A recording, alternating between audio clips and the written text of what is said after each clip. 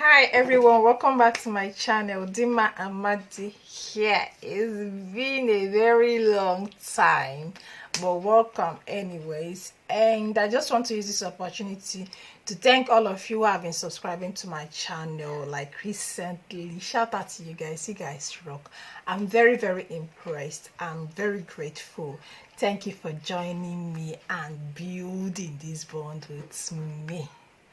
Okay, so today we are talking about the 5 things you need to know before coming to India, or before going to India rather, because I've been in India for 6 years for those of you who don't know, and I am back. So I think I'm in a proper position to tell you the 5 things, or in fact anything that you need to know before coming to India. I think I'm in a good position to tell you that. So let's get right into this video. If you are interested in this video, please definitely keep watching. It's going to be a short one. Let's go there. Oh wow,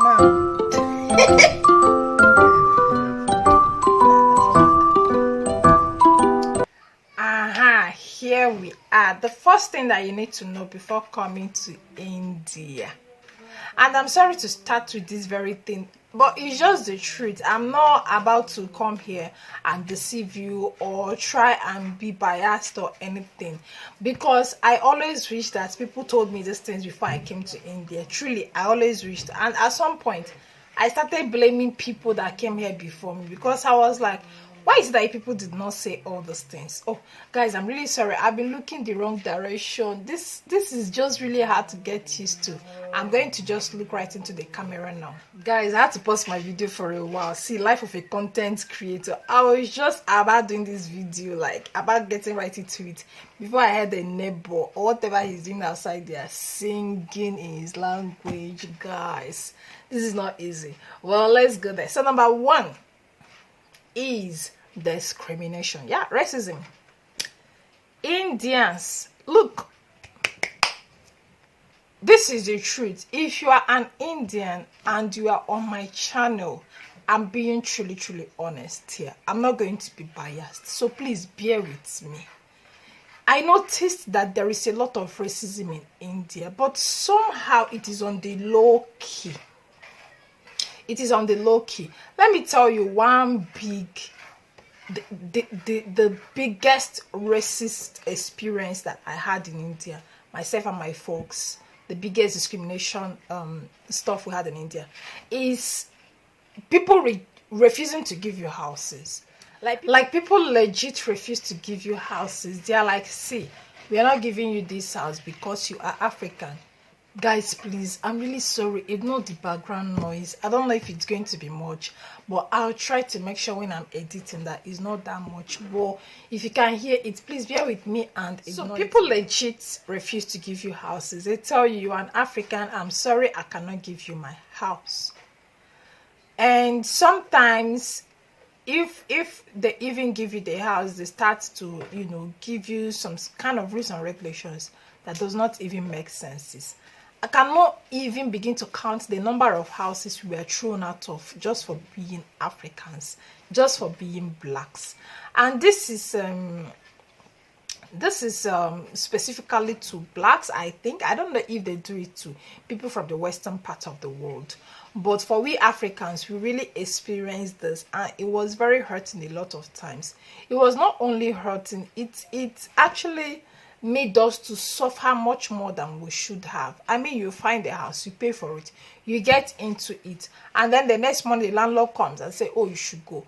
Or you're looking for a house, you see all these nice houses, agents take you to these nice houses, you get there and they just look at you and say, no, not giving. Like it was very embarrassing so many times. Or they ask you a lot of questions that are very embarrassing. What do you do? How do you get the money you're going to use to pay? Where, like, they just ask you questions that make you feel like, oh, okay, maybe this person is seeing me as a criminal and just want to be sure that I am not one. You know, just the fact that you are black doesn't make you a criminal. Please, dear Indians, that a person is black doesn't automatically make the person a criminal. That's a very serious stereotype that I feel is coming from a place of ignorance and illiteracy, and I think that every of us should work on it. But yeah, that's it. Discrimination in all forms, even in this school, you're going to face discriminations. People are going to discriminate you on different levels, and you know, you just have to get used to it, honestly. But I'm very grateful about something also. The my folks, right, our group, we do not take discrimination very lightly.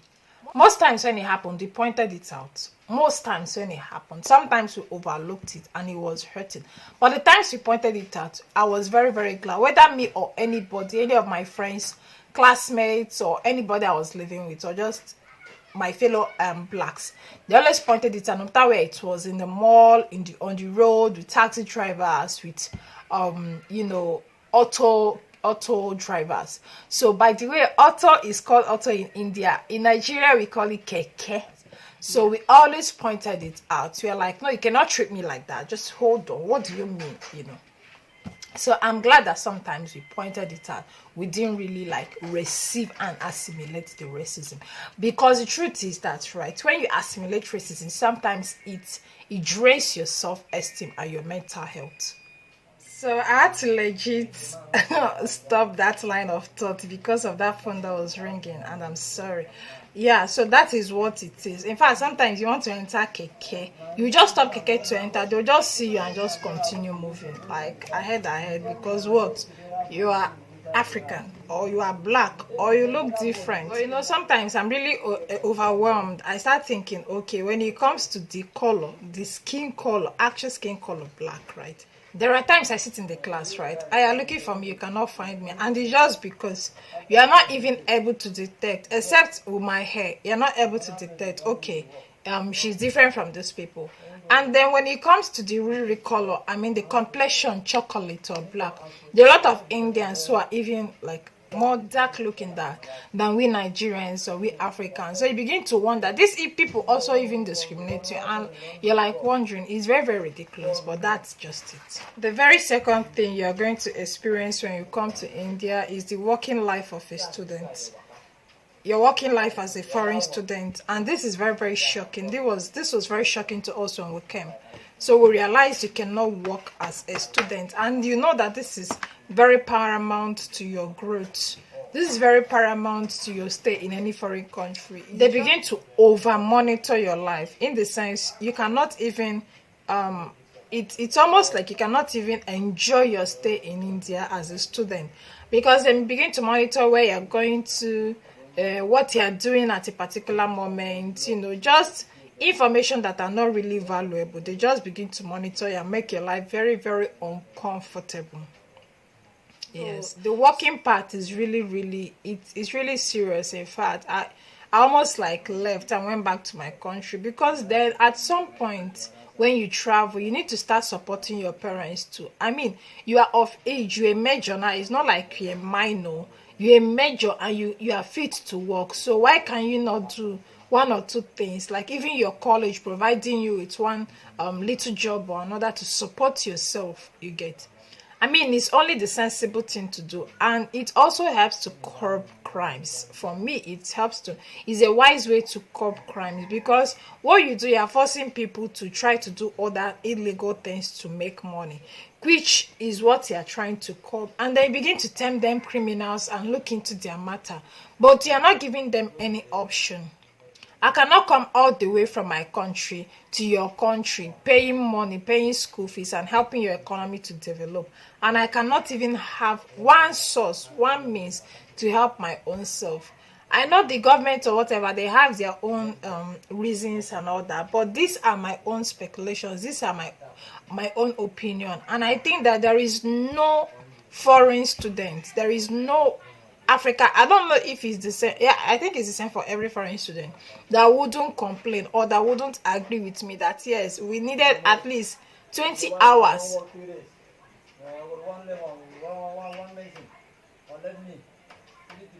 Bros, man, I register. At least you need, even if it's not 20 hours, even if it's 1 hour per day to work and make very little money to support yourself, even if it's to buy only cord or a meal for a day. At some point it gets really difficult, especially when dollar rate became very terrible in Nigeria. We really suffered because we had to depend on our parents to send every single thing, money for your pad, money for even the water that you drink.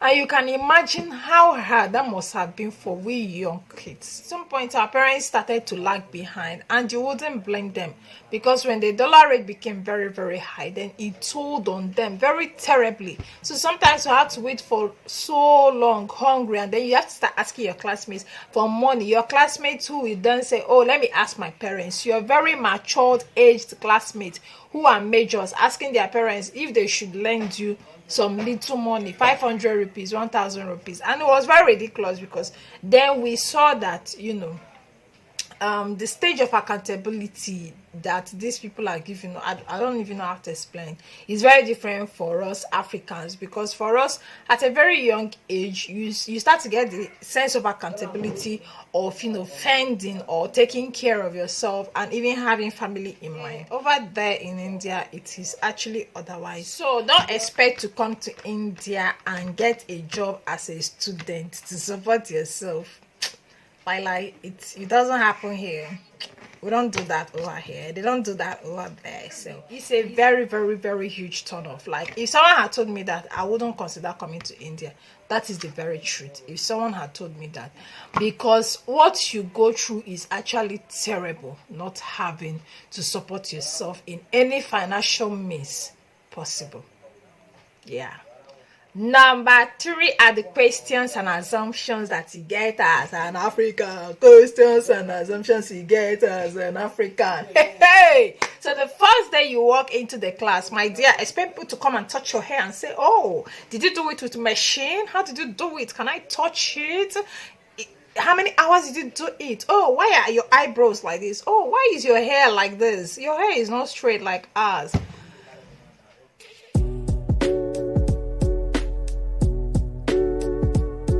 People, dear Indians, please read, please watch more movies. The world does not end in India.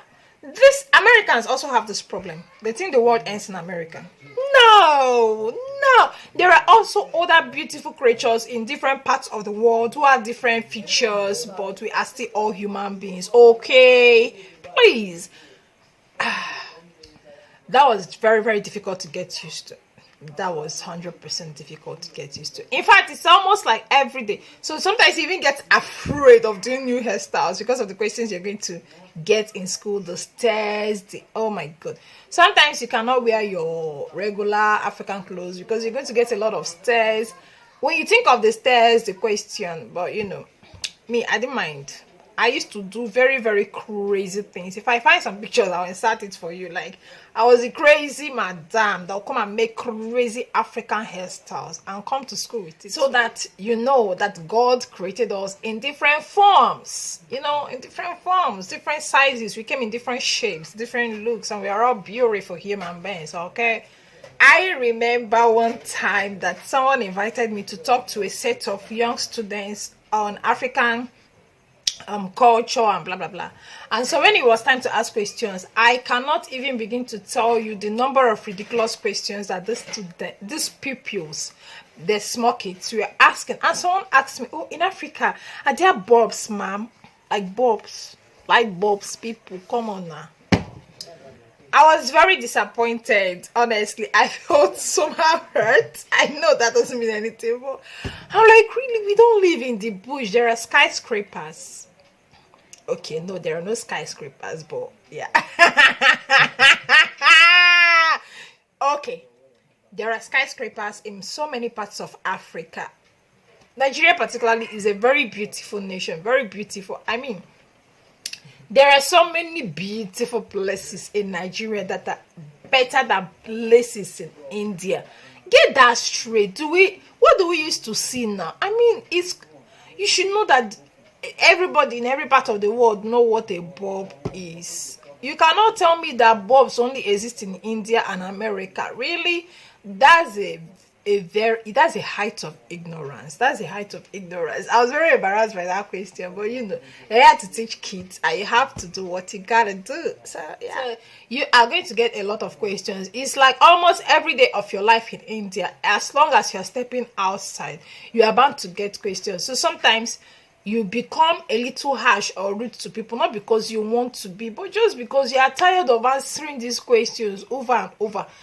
You walk into a shop, everywhere you go into, in fact, your classmates seems to ask you the same questions over and over once they get the opportunity to sit closer. And it's not like they will even like drop very close to you, like, oh, come to your house, try to get you know you better. They just find for odd opportunities and they start asking you questions. So sometimes you get tired and you even answer them, give them the wrong answers because you just want to be like, see, it's okay, please. They're Indians, so you see us Africans know that we are tired of answering your questions. If you want to get to know us better, come closer, make us your friends. We don't bite. No, we don't. Okay? Yeah. So that is that. Number 4, we are getting to the end. Guys, I'm doing this with all the noise. All the people are making cows, fowls, as if they are like, oh, you want to make a video, right? We're here for you. Well, I am defeating them. So the fourth and very serious one. So let's make all the funny faces and then come back to being serious. Is sexual harassment. That you women are going to face. If you're a girl and you're coming to India, please be ready to face sexual harassment and advances. If you like, be clothed from head to toe. A guy is still going to walk up to you and say, I want to have sex with you, and tell you, look hot. So, truth is the natural assumption that an average Indian man has about an average African girl is sex tool, sex object, maybe prostitution. I'm not sure. I'm not really sure what they have in their mind, but I just believe that when they see you, what they see is sex. So, see, I'm not saying this out of assumption. People have come to my house and knocked and said, I want to kiss you. I want to have sex with you. And I'm like, seriously? In fact, the morale, people touch you carelessly. I remember slapping one man at a park for touching my sister's bum bum. So bum bum is like buttocks. So this man, he touched my sister's bum bum and then she screamed and I'm like, what's the problem? She's like, this guy just touched my bum bum, and I just took my pulse and I just hit his head. Bam! I'm like, come and touch.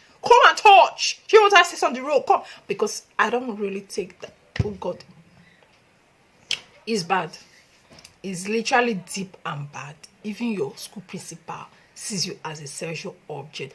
I remember my friend being harassed by a certain school principal. When I talk about harassment, I mean the highest form of harassment. In fact, she went on a program with this man, and when they got there, this man booked same room hotel for them, and there was nothing she could do about it. She was helpless and everything, and was like insisting that they should bat together. You just experience these shocking things, and you don't know what to do about it. So guys try to touch you. I think what's in their head is, oh, see, she's an African lady, or she's a black lady. Once I try to touch her sexually, she's going to reciprocate. So they are expecting you to reciprocate. They don't believe that maybe we are trained. I don't know what's in you people's mind. They are Indian men, but we don't go about looking for men to have sex with. And unfortunately, even though we're looking for not Indian men, I'm sorry, but yeah.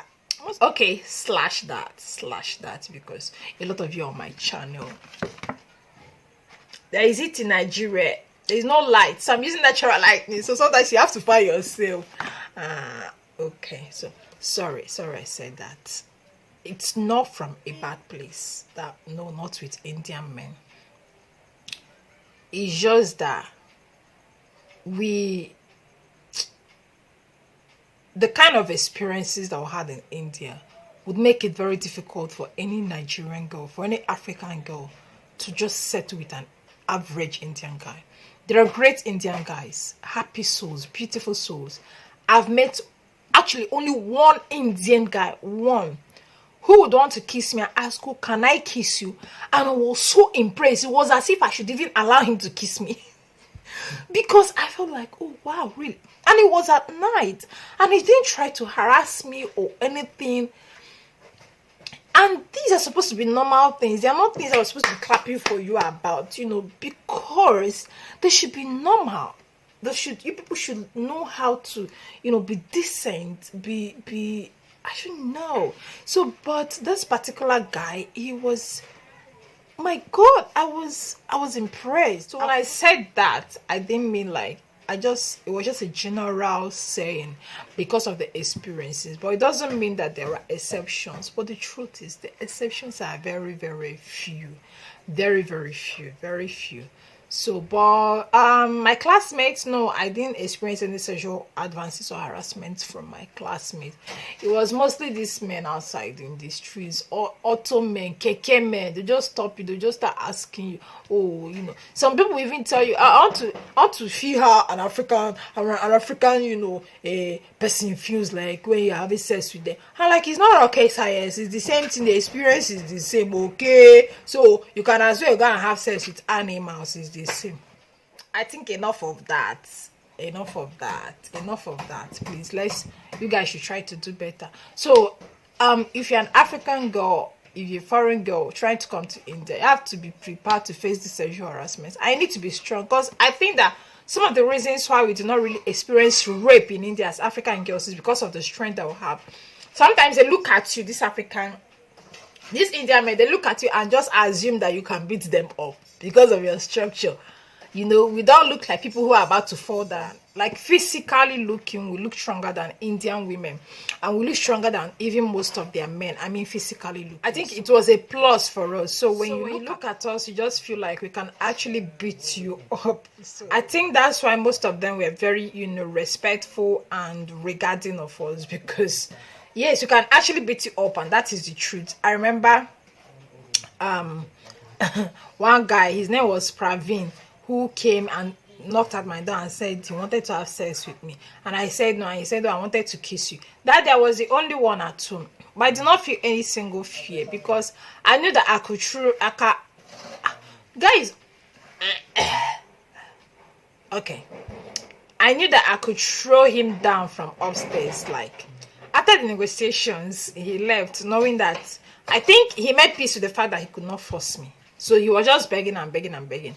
And me, I did not like push him out or start shouting. I was in control of the situation. So there was no need to start calling police. Police will even call.